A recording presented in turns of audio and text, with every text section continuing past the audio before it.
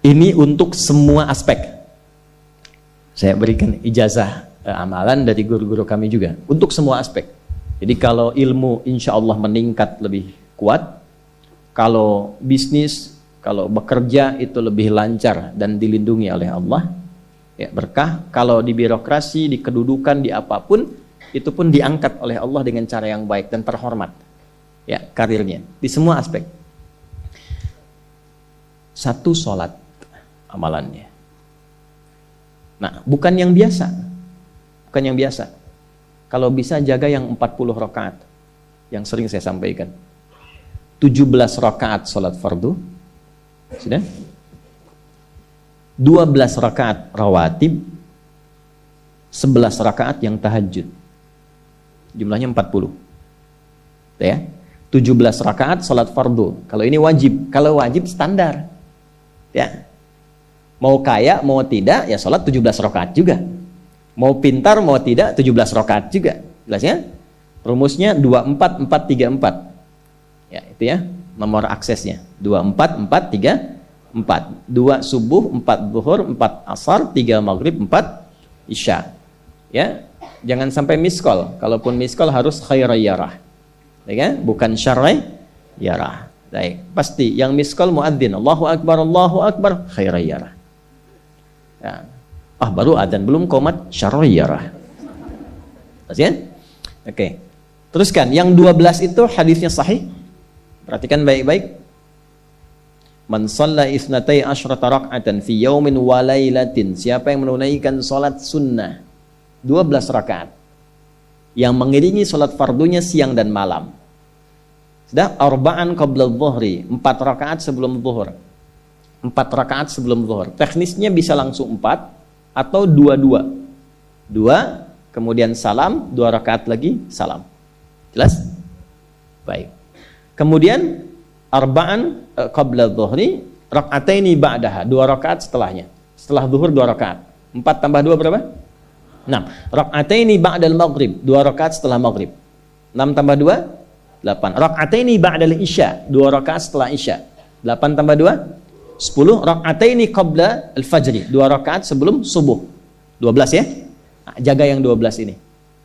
Jaga yang 12. Kalau sebelum zuhur tidak memungkinkan 4, misal sebelum zuhur, karena kasusnya bisa berbeda.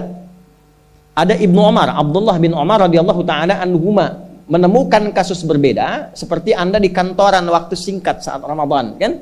Dapatnya cuma mungkin 2. Maka ada hadis dari Nabi sallallahu alaihi wasallam, riwayatnya Ibnu Umar. Qala au kama qala hafidtu an Rasulillah sallallahu alaihi wasallam 10 rakaat. Saya hafal dari Nabi 10 rakaat. Kalau tidak sempat sebelum zuhur 4, boleh 2. Nah, dari Ibnu Umar ini sebelum zuhurnya 2 rakaat. Sebelum zuhurnya berapa? 2 rakaat. Jadi kalau bisa 4, kalau tidak memungkinkan berapa? 2. Orang yang terbiasa 4, lalu karena kondisi tertentu dia mengerjakan 2, tetap dicatatkan oleh malaikat 4 jumlahnya. Dari mana dalilnya? Hadis. Idza maridal abdu aw safar kutiba lahu misla ma kana alaihi muqiman sahiha. Kalau seseorang sakit atau bepergian jauh atau dia sedang punya uzur syar'i seperti 2 hal tadi, dan tak mampu melakukan amalan rutinnya seperti biasa, maka tetap dituliskan pahalanya sempurna seperti rutin dan mukimnya. Contoh, ibu mohon maaf ya bu ya, mohon maaf. Perempuan dalam keadaan suci, sholat subuhnya berapa rakaat? 2, ya 2 kan nggak mungkin 3 kan? Baik ya, 2 rakaat. Sholat qabliyahnya berapa rakaat? 2 rakaat. Baik. Setelah itu baca Quran nggak? Alhamdulillah. Bisa 1 halaman, kan? Bisa. Ibu kerjakan saat suci. Saat sedang tidak suci, masa haid tiba, sholat tidak? Tidak.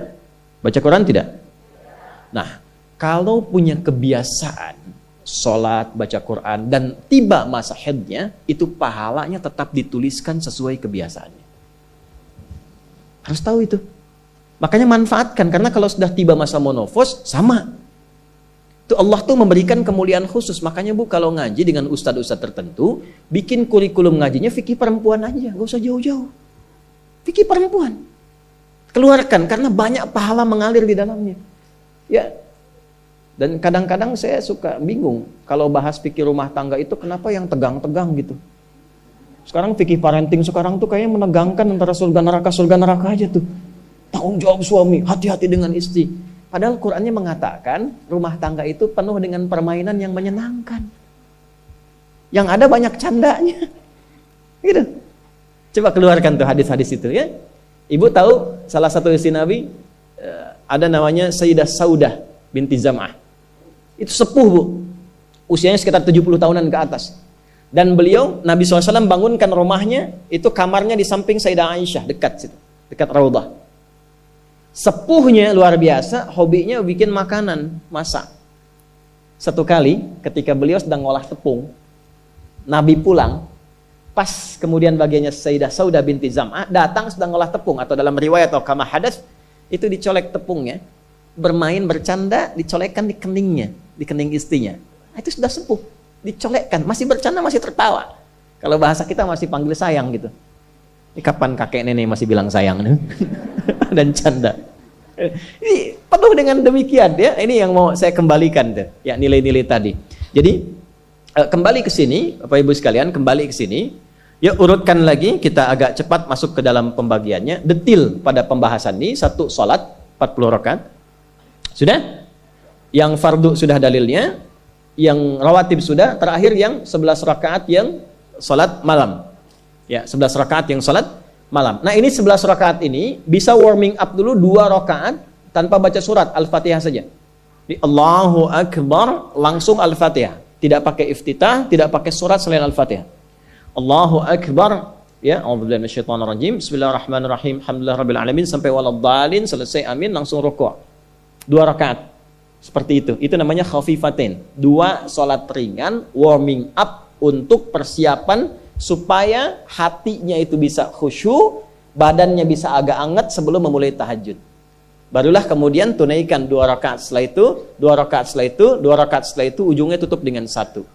Ya, itu riwayatnya ada di dalam riwayat Abu Daud, nomor hadis 1367 dari Ibnu Abbas radhiyallahu taala anhuma. Ya, juga disampaikan dalam riwayat Ibnu Umar radhiyallahu taala anhuma ketika beliau mengatakan dari Nabi sallallahu alaihi wasallam, "Salatul laili mathna mathna, fa idza khasya ahadakumul fajra falyutir rak'atan wahidah." Kalau pengen mulai tahajud 2 rakaat dulu. Sampai merasa enak. Dan tolong ingat ya, tolong nggak usah panjang-panjang dulu suratnya. Untuk berlatih 11, mulai dengan 2 dulu. Kalau belum sempat 11, 2 dulu. 2 rakaat aja, tolong mohon jangan paksa tambah 2 rakaat. Itu pun bangunnya jangan terlalu malam. Jangan terlalu awal malam. Subuh jam berapa sekarang? Terjadi perbedaan pendapat. Oke, 4.25 lah ya. Misal 4.21, 4.20 lah. Pas ya. Misal kita ambil tengah-tengah 4.20. Sudah, bangun 4 kurang seperempat. Jam 4 kurang seperempat. Karena hadisnya mengatakan ada persiapan sebelum wudu. Ya. Karena Nabi sallallahu alaihi wasallam adalah kebiasaan Nabi sallallahu alaihi wasallam idza staiqadha min naumihi, kalau bangun dari tidurnya fajalasa, duduk dulu. Duduk. Wa masaha biyadihi min athari naumi, kemudian menghapus bekas ngantuknya.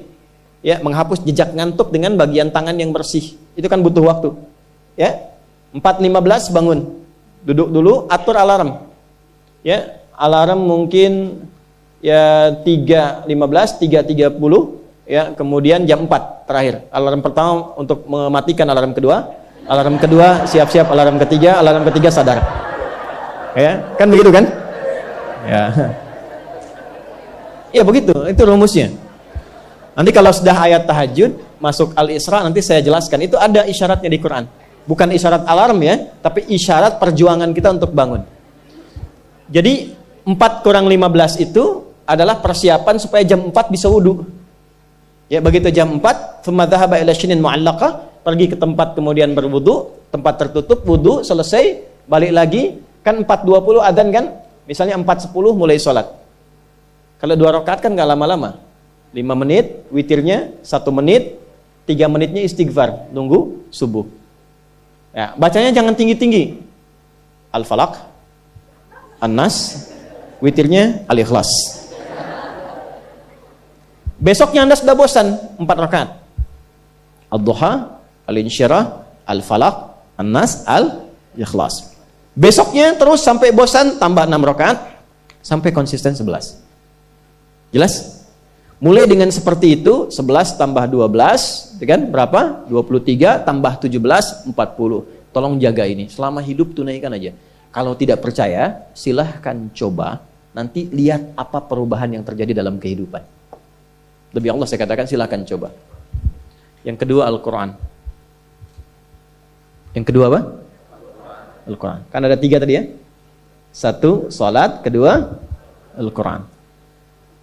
Jangan lewatkan 1 hari tanpa baca Al-Quran. Walaupun hanya 1 ayat. Walaupun hanya 1 ayat. Walaupun keterlaluan sih 1 ayat itu. Ya. Alif Lam Mim dah. Pesan Ustaz kan 1 ayat. Nun dah. Okay. 1 halaman. Nah, biasanya begini, semakin banyak dibaca, semakin terjadi perubahan yang berbeda. Kalau ingin nguji begini, hari ini baca 1 halaman, besok baca 2 halaman. Nanti lihat perubahan yang terjadi antara hari ini dengan besok. Pasti ada pengaruh. Paling minimal, Allah akan jaga keadaan diri kita dari berbagai bentuk kegelisahan. Semua tenang aja.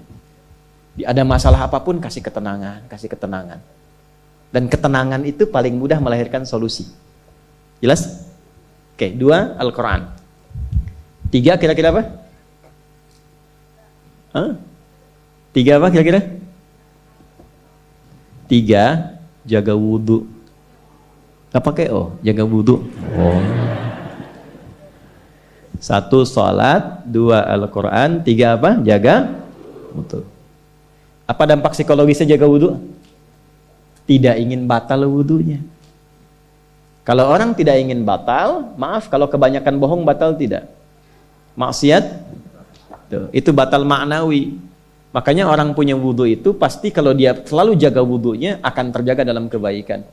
Karena fungsi wudhu salah satunya mencegah maksiat. Itulah sebabnya setelah wudhu kita doa taubat. Coba selesai wudhu kok taubat. Asyhadu an la ilaha illallah wa asyhadu anna Muhammadan Rasulullah. Kemudian Allahumma ja'alni minat tawwabin. Ya Allah, jadikan aku orang yang selalu tobat, bebas dari maksiat. Itulah rahasia wudhu. Salah satunya menjaga seseorang dari perbuatan maksiat. Ya, tidak bermaksiat, jaga wudhu. Saya itu banyak bercanda dengan keluarga, termasuk anak-anak. Bercanda terus, tapi serius dalam 3 hal. Salat, Quran, dan jangan pernah bermaksiat. Itu kalau anak saya tuh pegang, Bu, Pak, ini cerita aja ya. Pegang mushaf nggak benar aja, itu bisa saya lempar dari jauh. Minimal saya teriaki. Pegang mushaf nggak benar, bukan nggak baca. Pegang mushaf, misal mushaf harusnya begini, misalnya dia pegang begini, atau taruh di atas paha, kaki, misalnya apa, itu bisa saya lempar dari jauh. Perbaiki. 3 itu serius. Ya, karena itu adalah sesuatu yang bisa merubah kehidupan kita, dan itu yang paling memuliakan kita dan dimuliakan kita dengan itu. Itu poinnya. Tapi yang lain kita bisa bercanda. Salat jangan main-main. Karena itu inti kebahagiaan hidup kita. Dan maksiat itu yang paling fatal mengantarkan pada kehidupan akhirat yang buruk. Neraka itu kan karena maksiat. Nah, 3 itu ya, tolong jaga, nanti lihat perbedaannya. Silahkan bedakan rasanya, rasakan bedanya dan pasti akan terasa bedanya.